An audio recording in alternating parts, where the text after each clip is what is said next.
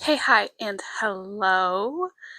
Since I have been sitting here writing for the umpteenth day in a row, I figured this might be a good chance to reflect on why it is that I write, why I write so much and so intensely, and what it does for me. The big question of why do I write fan fiction, specifically fan fiction?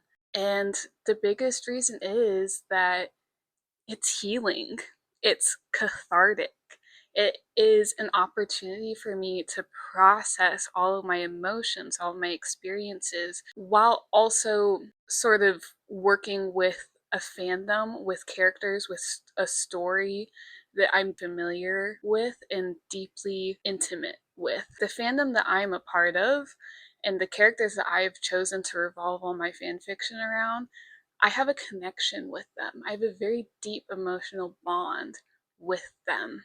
And so when I sit down and write fan fiction, it's a way for me to engage with that and then layer on my own experience and the things that maybe I'm struggling with, or the things that I'm enjoying, or just the things that I'm trying to process, layer those on top of this fandom and this world that I'm already so deeply in love with. It's very healing.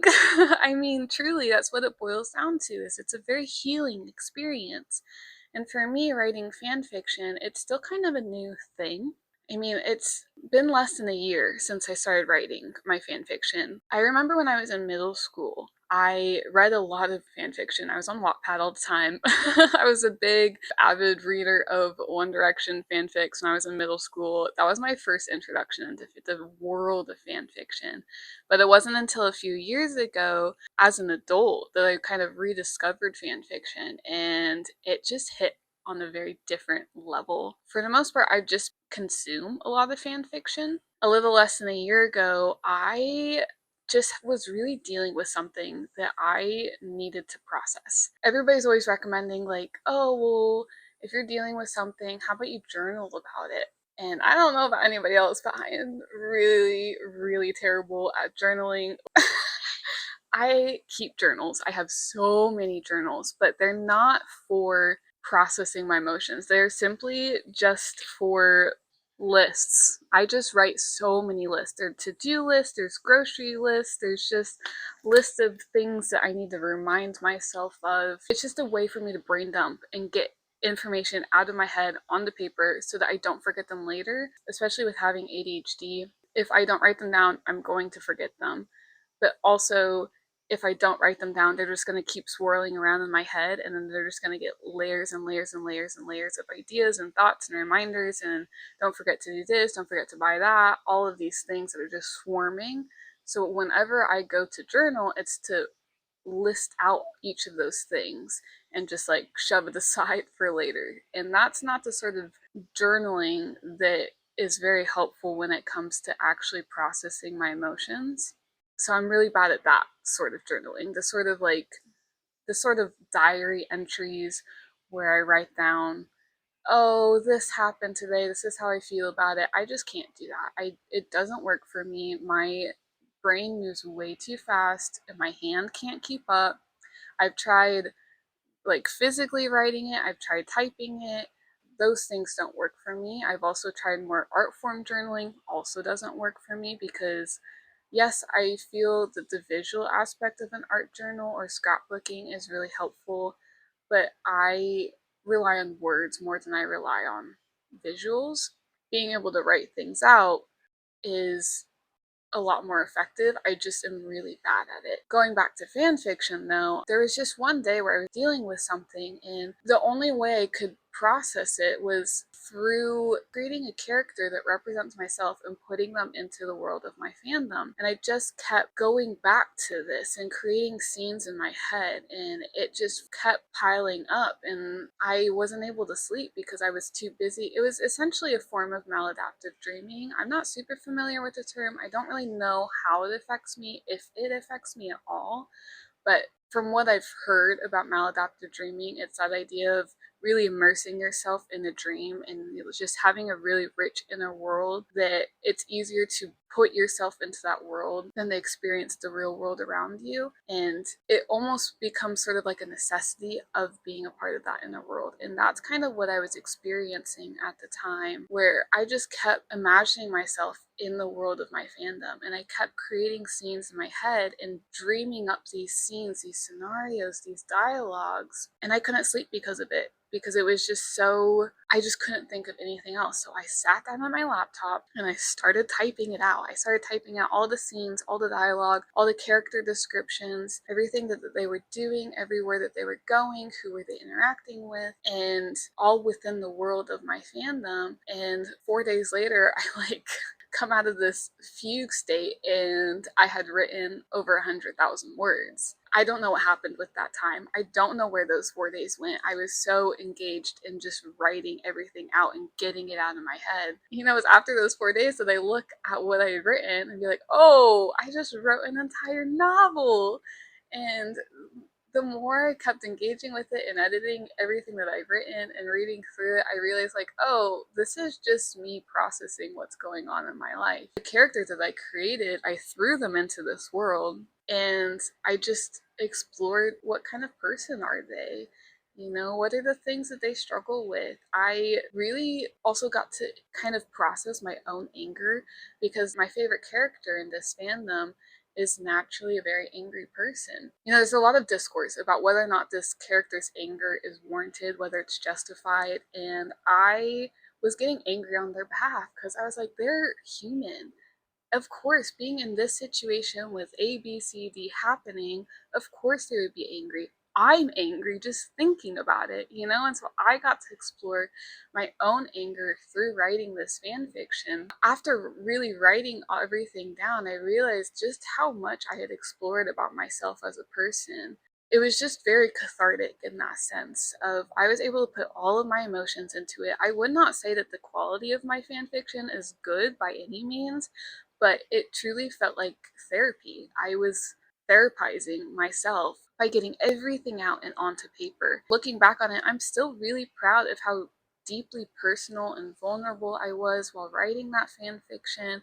It was such a good experience for me. Now, every time I go back to reread it, or whenever I get a comment and I go and I engage with other people about that fan fiction, it's just a reminder of how much growth I've had, and writing that fan fiction was a really big part of that growth journey, and I'm really proud of that. And now, moving on, several months later, I'm writing a second fan fiction, and this is one that I've also been working on for a while. It's not as intense as the first one. This one's taking a lot longer to actually write, and it started more as just like a brain dump. I just put everything down on my phone, and it's only been the last month or so that I've really started pulling it all together to flesh out the scenes and make it a coherent story. So the process is a lot different from the first one, but the effects of writing this fan fiction are very similar. In this fan fiction, I created a character that kind of are representative of what I want to be as a person, who I want to be as a person. After years of therapy, after years of healing, taking care of myself, becoming my most authentic self, what would I look like? What would I be doing? How would I engage with people? What kind of support system would I have?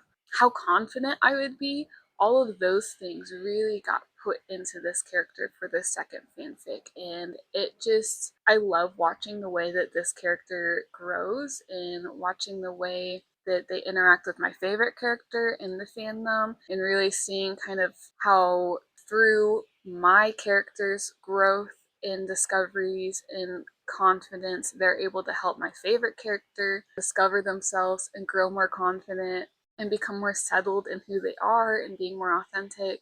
It truly is just such a labor of love to see the way that these characters are growing and evolving on the page, and it's all because I myself have grown as a person and evolved as a person, and now I just get to put that into another story, and I'm really excited to see where it goes. I think it's just so much fun, but it's also just so incredibly personal and so incredibly intimate and vulnerable, and I'm just sharing a lot about who I am through these characters, and truly it's been life-changing. It really has been such a life-changing experience writing fan fiction, and I recommend it.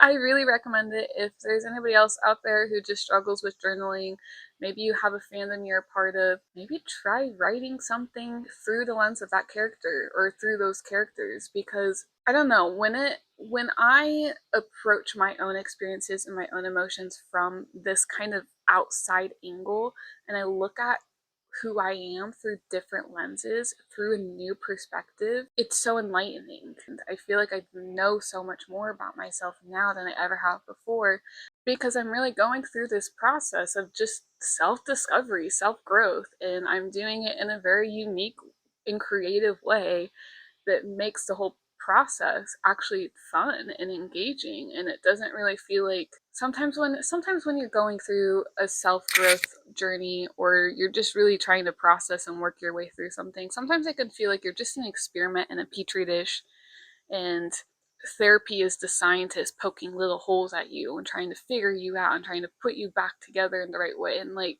that's exhausting. That's frustrating. It's not fun. It's not enjoyable. But through writing fan fiction, it feels more like I'm an artist, painting a picture of myself just using different colors, really exploring who I am in a very unique way. And it feels less intimidating to actually learn about myself because I'm doing it in this format. It is incredibly a life changing experience, and it just brings me so much joy. I love talking about fan fiction, I love writing fan fiction, and if there is anybody out there who can guess my fandom, please, please, please comment it below. I have left a couple little hints in my other videos, and I love to see if people can kind of put the puzzle pieces together to figure out what fandom I'm a part of. And even better if you can guess what character is my favorite character in that fandom.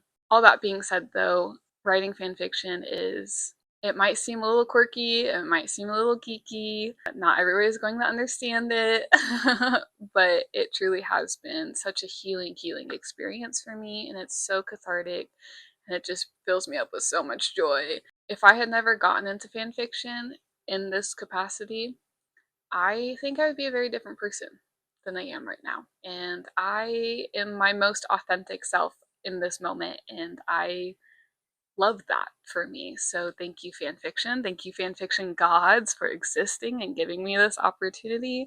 I hope that everybody else out there that writes fan fiction, I'm sure you know what I'm talking about when I say all this. If you've never written fan fiction, go try it. That being said, thank you very much for watching. Please like, comment, and subscribe. And I will continue to share my experiences with fan fiction in the future. But for now, have a wonderful day, and thank you for watching.